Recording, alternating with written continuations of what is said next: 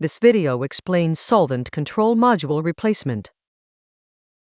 The module normally issues a yellow replacement warning after about 12,000 operating hours. This is a reminder so the printer can continue operating.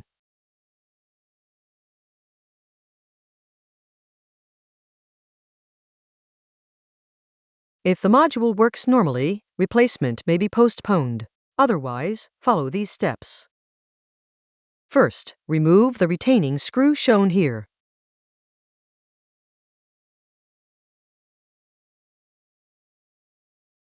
Disconnect the ribbon cable at the front, and then the cable at the rear.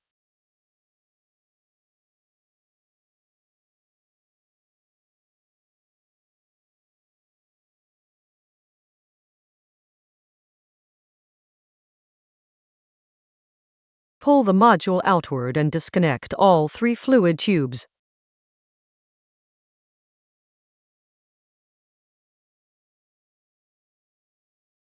Connect the 3 tubes to the replacement module, then position it for installation.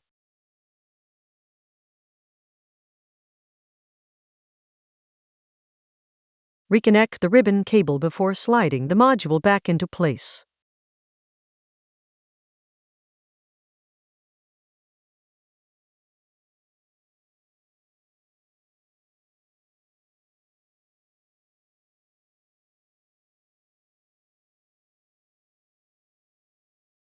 Work carefully.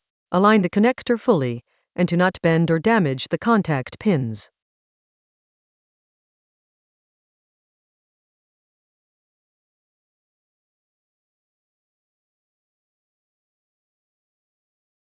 The module cannot be inserted directly because the front assembly blocks it. Push the assembly inward first, then slide the module into position.